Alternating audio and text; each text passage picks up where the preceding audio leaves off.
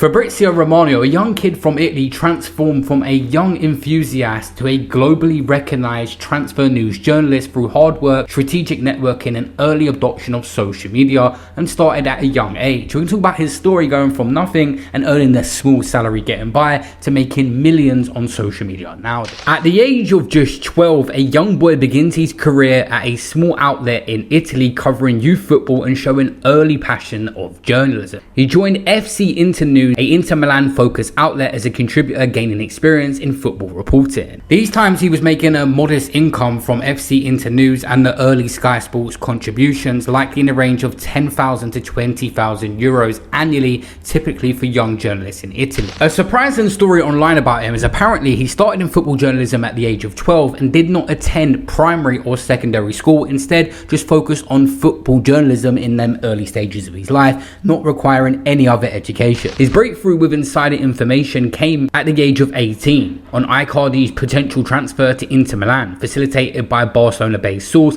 This established him as a credible voice in transfer news. Many years ago, he done a day in the life video to show how hectic it can be. Relentless updates about transfers, going back and forth with agents, reaching out to more people that have information on the deal before you can put anything out on social media, and building up these connections. I will be live for Sky Sports all day and all night too, because I will be always ready to say something more about this Neymar deal and also about the situation of Smalling and also the Juventus situation, because here in Milan, you know, we follow him, sporting director of Juventus, Fabio Paratici, is here.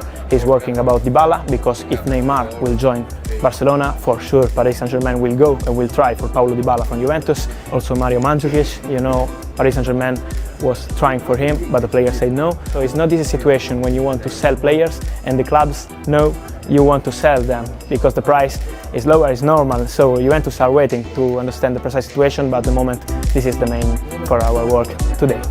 Between 2012 and 2014, he builds relationships with agents, clubs and insiders across Europe, particularly in Italy, Spain and England, and starts contributing to Sky Sports Italia as a transfer market expert. Between 2014 and 2016, he expands his presence on social media, particularly Twitter, now X, where his reliable transfer updates were gaining traction with the phrase, "Here we go."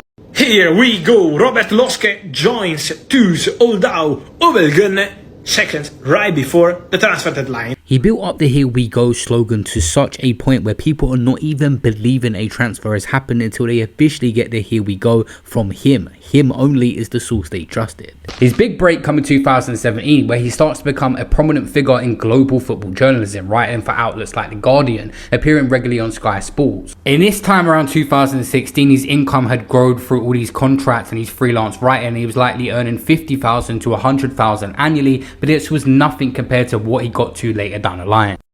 How many hours on my phone is a good question, because it really depends on the days, but sometimes even close to the end of the transfer window could be even 17, 18 hours. It was 19 actually, the last deadline day. You know, you need to be always on point. It's not always like this, otherwise it will be obviously toxic, but in some moments during the season you can relax, you can live a normal life, but during the transfer window you have to be always on point, because you never know what happens. It can really change in a minute.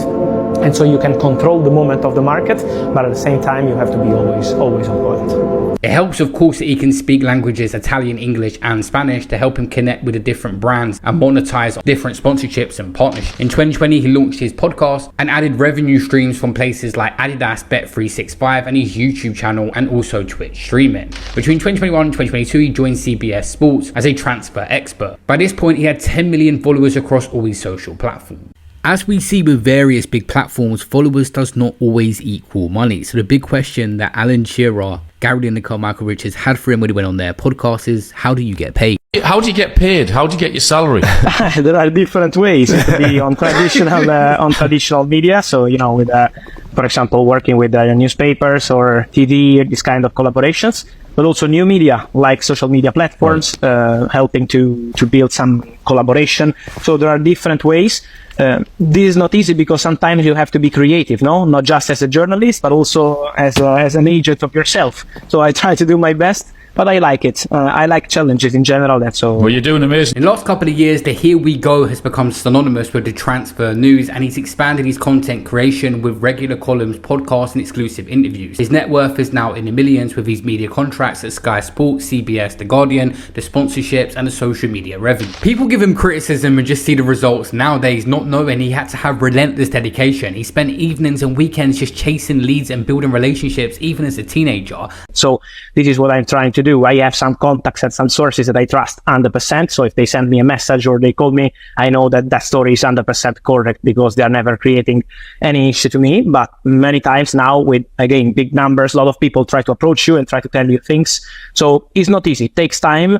But I think the only way to be successful in transfer market journalism is the obsession. You have to be on it every single day. If you want to relax, it's not going to be for you. So it's very complicated. So, Fabrizio, do you speak to players who want to move as well, or is it just your agents? Actively reaching out to agents, scouts, club officials via the phone or early social media platforms to gather information. He began using Twitter in around 2011, 2012. All these years later, he's got the biggest platform on there, but this is 13 years later. There was once transfer gossip columns. There was the deadline stuff on Sky Sports, but everything had to transition into the social world, and he was one of the first people to set that trend. To work as hard as he has to get to the top, you have to have passion in this industry. Starting from the age of 12 up until now where he's in his 30s, this guy has a clear passion for the sport. He now has a team and staff and people around him, but at the start he would never have got to this point if he weren't passionate about the sport and transfers.